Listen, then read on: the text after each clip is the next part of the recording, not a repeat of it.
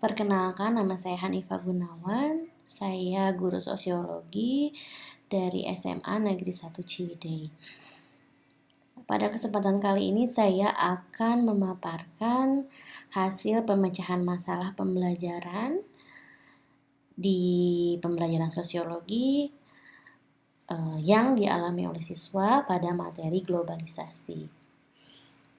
Materi globalisasi ini terdiri dari beberapa submateri yang dilakukan atau dipaparkan, dilaksanakan kurang lebih 1 bulan.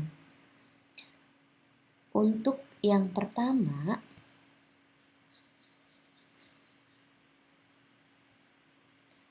deskripsi masalahnya. Masalah adalah suatu pernyataan tentang keadaan yang belum sesuai dengan apa yang diharapkan. Biasanya, sebuah masalah dianggap sebagai suatu hal yang harus dipecahkan atau diselesaikan. Masalah yaitu suatu yang memerlukan jawaban. Alternatif, maksudnya jawaban dari masalah untuk pemecahan masalah itu bisa lebih dari satu. Di sini di kelas sosiologi, kelas 12, materi globalisasi, tentunya anak-anak memiliki banyak permasalahan karena setiap siswa-siswi memiliki karakteristik yang berbeda-beda, sehingga masalah yang timbul pun akan banyak, lebih dari satu. Namun, di sini saya akan mengelompokkan permasalahan-permasalahan yang dianggap atau dikategorikan sama. Selanjutnya, akar permasalahannya. Jadi dari sekian banyak kelas saya mengajar sosiologi ini di kelas 12, IPS 1, 2, 3, 4, 5 sampai dengan 6. Dari 6 kelas ini menimbulkan tentunya berbagai macam permasalahan. Namun saya kelompokkan permasalahan-permasalahan tersebut menjadi beberapa. Yang pertama, tentunya motivasi belajar siswa yang dirasa rendah. Hal ini terlihat ketika ada beberapa siswa di beberapa kelas yang tidak masuk atau bahkan alfa atau bahkan mereka sudah ke sekolah namun bolos, tidak masuk ke kelas, seperti itu. Itu motivasi belajar siswanya rendah. Kedua, siswa jenuh dengan pembelajaran yang monoton. Ketika dilakukan penjelasan materi biasanya berbentuk ceramah, rata-rata mereka ngantuk gitu, jenuh dan cenderung tidak konsentrasi, apalagi jika pembelajaran dilakukan pada jam-jam terakhir atau setelah zuhur.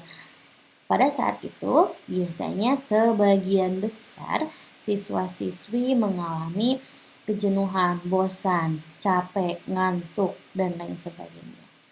Untuk yang ketiga, siswa lebih banyak bermain HP pada saat pembelajaran. Nah itu, dari pembelajaran yang jenuh, membosankan, gurunya yang banyak menjelaskan materi tanpa ada keaktifan dari siswa tersebut, maka siswa lebih memilih untuk bermain HP yang menurut mereka lebih menarik. Atau ketika dilakukan proses belajar kelompok, mencari permasalahan atau informasi dari internet pun peserta didik kebanyakan atau terkadang pada saat browsing ada saja peserta didik yang membuka aplikasi lain seperti TikTok atau WhatsApp atau Instagram dan lain sebagainya, sehingga membuat pembelajarannya tidak efektif. Itu akar permasalahannya. Kemudian yang keempat, tentunya harus ada alternatif solusi.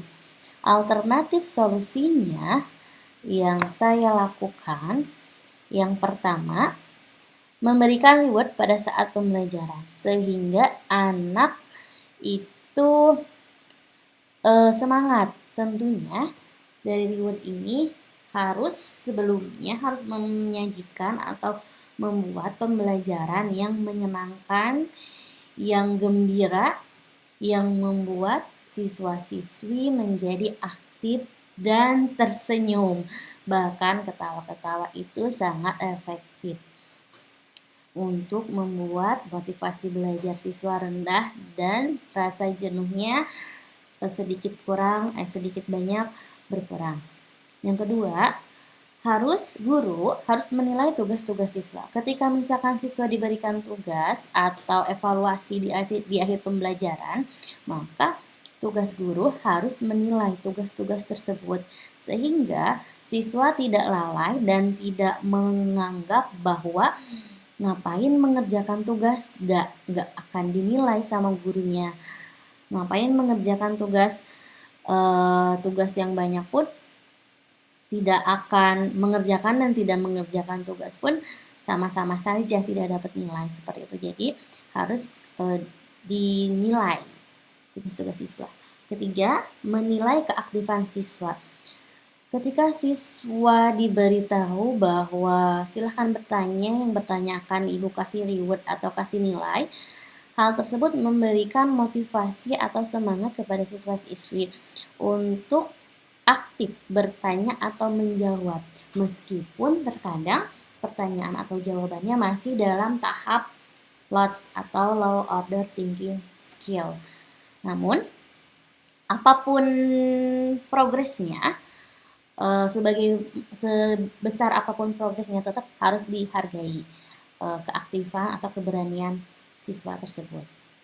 Keempat, mencari metode pembelajaran yang efektif dan menyenangkan serta kreatif dan bisa mengakomodir kemampuan-kemampuan siswa baik secara psikomotor, secara visual ataupun audiovisual. Itu biasanya akan membuat siswa-siswi menjadi lebih semangat dalam sebuah pembelajaran. Dan kelima, memberikan hukuman bagi siswa yang bermain HP pada saat pembelajaran. Ya, meskipun banyak yang menggunakan HP atau dibolehkan di SMA Negeri 1 Ciwidey dibolehkan menggunakan HP siswa-siswinya, tetapi tentu saja harus ada aturan yang tegas. Kapan siswa-siswi bisa menggunakan HP, kapan harus menyimpannya, dan kapan harus dimanfaatkan, seperti itu. Atau bahkan boleh juga dimainkan, yaitu pada saat istirahat. Nah, dari kelima alternatif solusi ini, tentunya akan menghasilkan hasil yang maksimal jika semuanya dilakukan secara maksimal, secara kontinu dan secara efektif, sehingga proses pembelajaran atau belajar mengajar sosiologi di kelas 12 bisa menghasilkan pembelajaran yang efektif, menyenangkan, dan menghasilkan suatu proses evaluasi atau hasil evaluasi yang membanggakan atau yang maksimal. Sekian pembahasan mengenai hasil pemecahan masalah yang saya lakukan dan saya rasakan di pembelajaran sosiologi materi globalisasi kelas 12 SMA Negeri 1 Ciwidey. Terima kasih. Mohon maaf bila terdapat banyak kesalahan. Wassalamualaikum warahmatullahi wabarakatuh.